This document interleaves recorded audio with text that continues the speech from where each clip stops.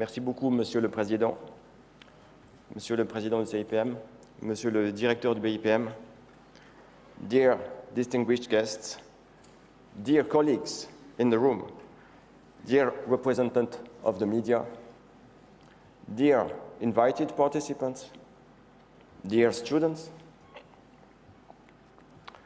My talk will be in French. Be ready to use your headset if you need it. Continue briefly in English just to start, and then I will move to French. Sorry. In my role of President of the Consultative Committee for Mass and Related Quantities, I will mainly report in very general terms on the efforts of different communities towards the replacement of the last artifact, the kilogram. I will now continue in French using my slides prepared in English. Il y a déjà plus de 20 ans, j'étais en charge de prendre soin du kilogramme suisse, le prototype numéro 38. Je l'ai d'ailleurs transporté dans une valise diplomatique de Berne à Sèvres au BIPM pour son réétalonnage. C'est aussi pour cela que je suis aujourd'hui très fier, très touché et très honoré de faire cette présentation à l'occasion de cette journée historique. Je rappelle en introduction, comme mes collègues précédents, à quel point le kilogramme et les unités dérivées sont très présentes dans la vie quotidienne.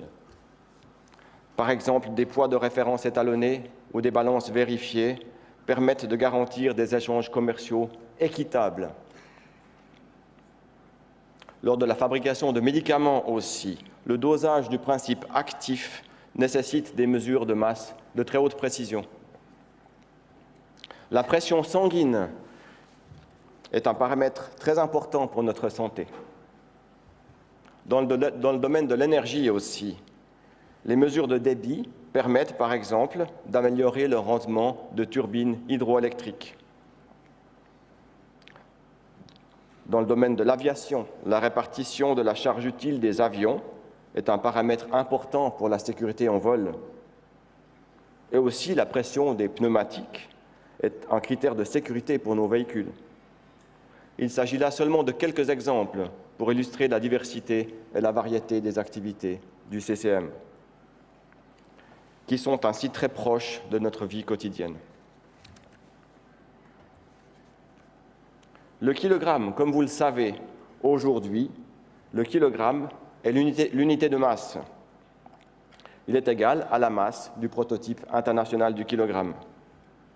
C'est pour ça que j'ai demandé à Hao Fang, la secrétaire exécutive du CCM, d'apporter symboliquement, au début de cette présentation, une copie du prototype international du kilogramme sur la table centrale. Merci beaucoup, Hao. Le prototype international du kilogramme est un objet unique, comme cette photo d'ailleurs, qui a été prise par le photographe très connu en France, Robert Doisneau, en 1942 au BIPM. Le prototype international du kilogramme est très soigneusement conservé au BIPM depuis près de 130 ans. Il permet la réalisation du kilogramme au niveau de la valeur nominale de 1 kg seulement. Il n'est pas vraiment possible de contrôler sa stabilité intrinsèque. Il peut être endommagé lors de son utilisation, il peut être contaminé à sa surface.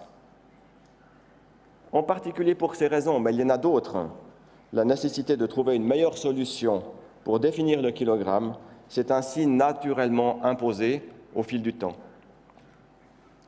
Parlons un peu maintenant de ce changement.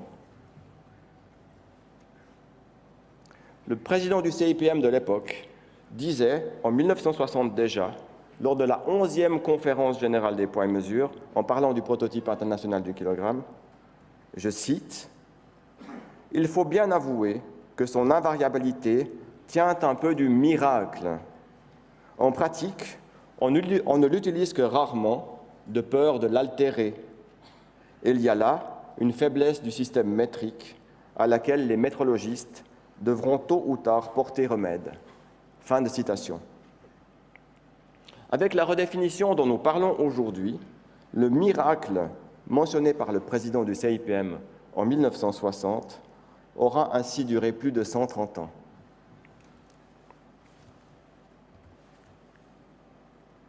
Quels ont été les acteurs de ce changement? Et je profite en introduction de les remercier tous. Il ne s'agit évidemment pas que de la communauté du CCM dans le domaine de la masse, mais de tous ceux qui m'ont précédé ce matin, et de tous les spécialistes dans les laboratoires qui ont travaillé de manière acharnée depuis des dizaines d'années pour ce changement. Pour ce qui concerne le kilogramme, le comité consultatif pour la masse et les grandeurs apparentées a suivi très attentivement le processus de redéfinition et les progrès effectués dans les différents laboratoires depuis des dizaines d'années. Ce comité est constitué de 23 membres, de 6 observateurs et de très nombreux experts du monde entier. Dans le but de gérer ce changement de manière souveraine, il a fixé des conditions à remplir et des recommandations à suivre avant de procéder à la redéfinition. On en a déjà parlé à plusieurs reprises, je vais y revenir.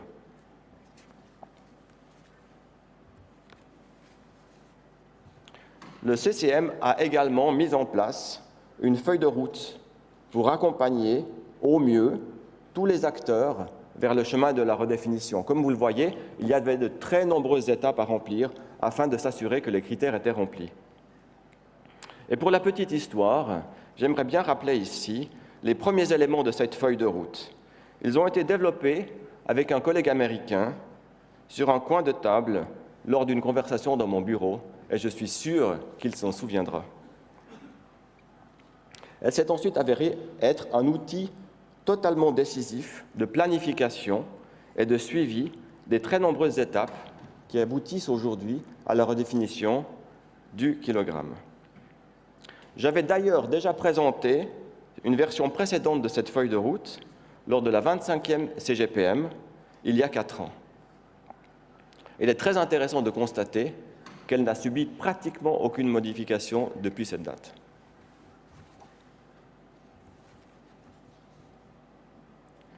Je passe maintenant à la détermination de la constante de Planck, très brièvement. En 2011 déjà, la Conférence générale des poids et mesures a retenu la constante de Planck comme constante fondamentale de la physique, utilisée pour définir le futur kilogramme. Et de nombreux travaux et de nombreuses améliorations se sont passés depuis. Il y a en particulier 2 types d'expériences qui ont relevé le défi de la détermination la plus exacte de cette constante depuis des dizaines et des dizaines d'années. La première est appelée balance de Kibble, comme mon prédécesseur vient de la présenter.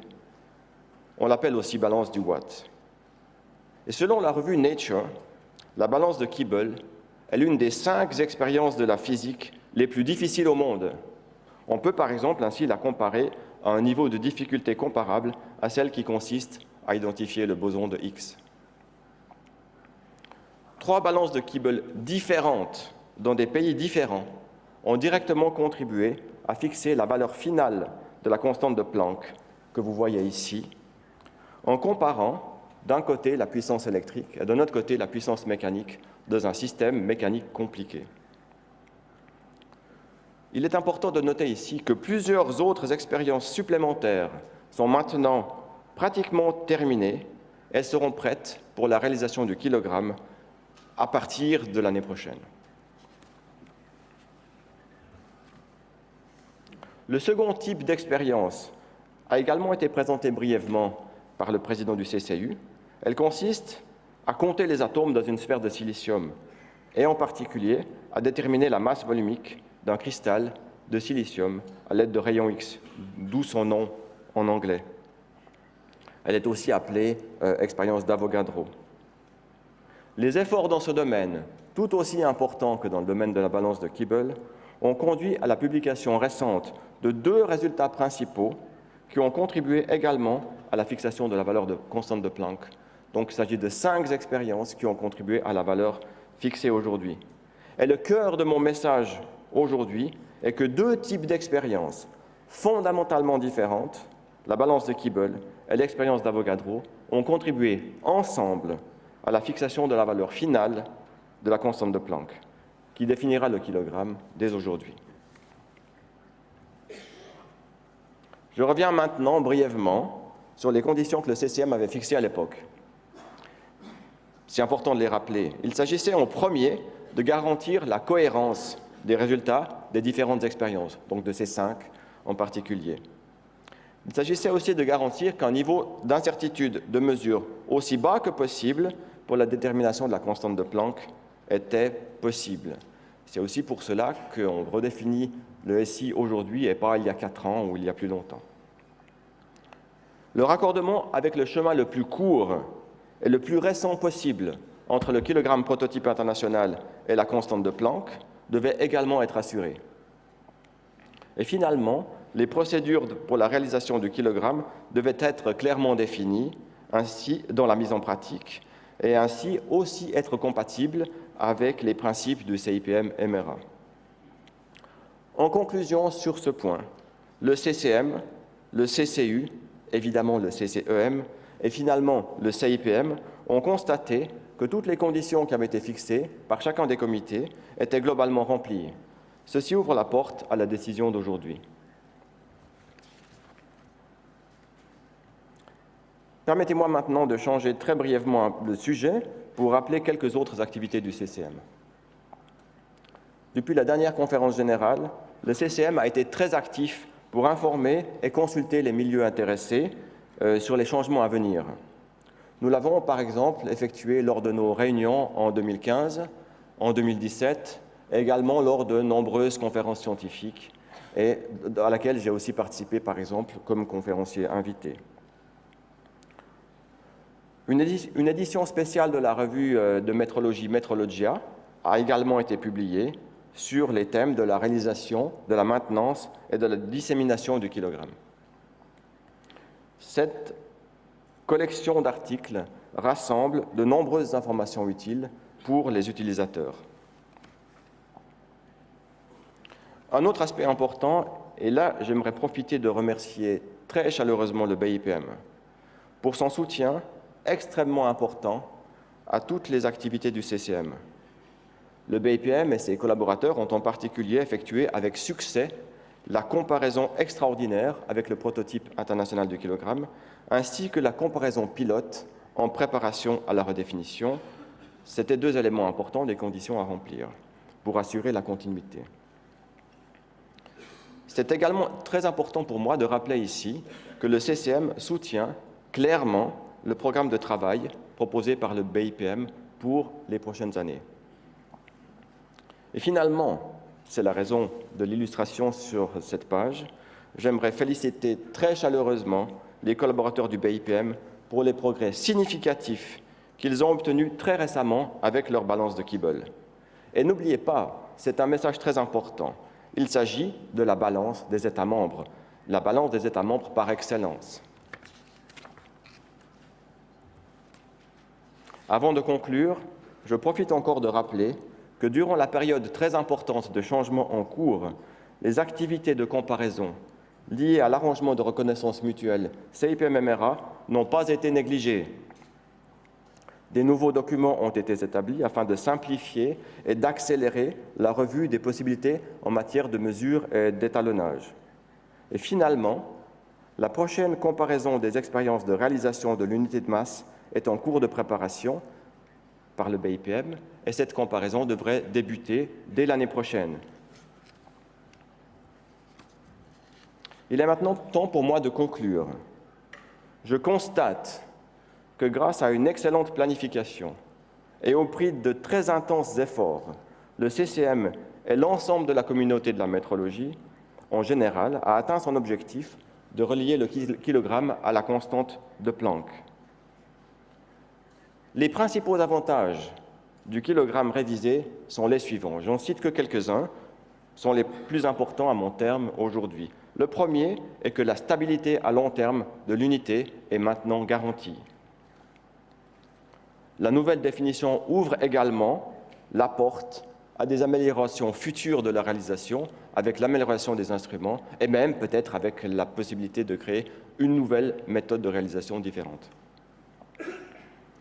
La nouvelle définition permet la réalisation de l'unité en tout lieu, et ceci à différentes valeurs nominales.